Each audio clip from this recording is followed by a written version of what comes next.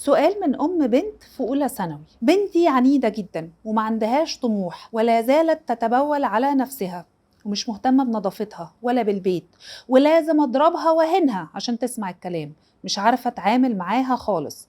هي طول الوقت مقتنعة إن أنا مش بحبها، هي الوسطانية وكل تفكيرها إني بحب أختها الصغيرة وأخوها الكبير أكتر منها، وأنا مش بعرف أقنعها خالص، ومهما أعمل معاها مش مقدرة وتعبت معاها جدا. تعالي يا فندم نحط السؤال بتاع حضرتك ده في نقاط كده ونتكلم عن كل نقطة لوحدها. أول نقطة، حضرتك بتقولي إن بنتك في أولى ثانوي ولسه بتتبول على نفسها. الموضوع ده في الأغلب ليه سبب من اتنين، يا إما سبب عضوي، عندها مرض ما فمحتاجة تروح لدكتور عشان يعالجها، فلو سمحتي النهاردة تاخديها لدكتور يشوف إيه المشكلة، ولو قالك ما عندهاش مشكلة عضوية بتتسبب في موضوع التبول ده تطلعي بيها على طبيبة أو معالجة نفسية تتكلم معاها وتشوف إيه المشكلة النفسية اللي مخليها تعمل كده لحد دلوقتي. حضرتك ده موضوع ما يتسكتش عليه. تاني نقطة، لازم أضربها وأهينها عشان تسمع الكلام. لا، مش لازم ولا حاجة.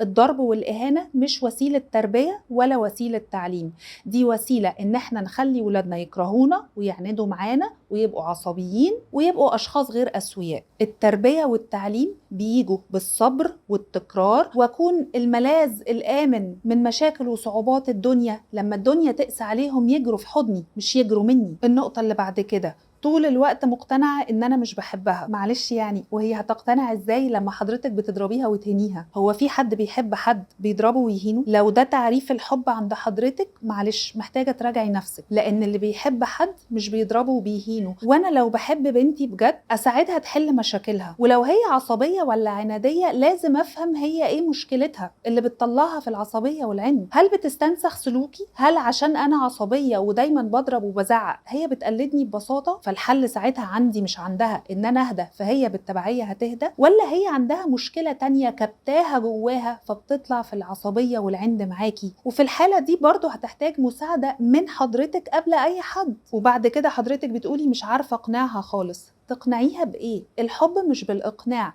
الحب بالتصرفات وبإحساس الولاد بنظراتي ليهم. لما بتكلم مع ولادنا وبناتنا المراهقين يا جماعة بدون مبالغة مئات المرات أسمع جملة ماما مش بتشوفني غير لما أعمل حاجة وحشة، ومهما أعمل حاجات كويسة يا إما ما بتاخدش بالها أصلا يا إما بتقولي عادي، يعني ما هو ده اللي مطلوب منك. عايزة شكر ولا مدح على إيه؟ يعني أنا لما بعمل حاجة كويسة يا ما بتاخدش بالها يا بتقولي عادي، لكن لما بعمل حاجة وحشة السما بتتطربق على الارض وببقى اوحش ولد ولا اوحش بنت في الدنيا. فخلاص يعني مش هتفرق، ما هي بايظه. بيئة التربية دي بيئة مفسدة بتخلي الولاد يكتسبوا صفات وسلوكيات ومعتقدات سيئة جدا. أرجوكوا بلاش نكون إحنا كأمهات السبب فيها. وآخر جملة هعلق عليها عند حضرتك، بتقولي مهما أعمل معاها مش مقدرة. معلش سامحيني، ده طبيعي، لأن أنا كبنت مراهقة لو اتضربت واتهنت بالشكل اللي حضرتك بتقولي عليه ده، لو جابولي الدنيا كلها مش هتعوض الإساءات اللي حصلت في نفسيتي والهدد اللي حصل في شخصيتي. للأسف مفيش حاجة بتعوض الإساءات اللي من النوعية دي غير إن إحنا نفسنا كأمهات نتعالج لو محتاجين، ونساعد ولادنا المراهقين إنهم يتعالجوا عشان يتخطوا الإساءات النفسية اللي هم بيمروا بيها. الموضوع لا هو اعتذار ولا أحضان ولا إن أنا أجيب لها هدية بعد ما أكون ضربتها علقة. الخلاصة، وديها الدكتور النهاردة يشوف لو عندها سبب عضوي متسبب في مشكلة التبول، ولو ما عندهاش سبب عضوي تطلعي بيها على طبيبة أو معالجة نفسية تشوف المشكلة النفسية اللي مخلياها تعمل كده. توقفي الضرب والإهانات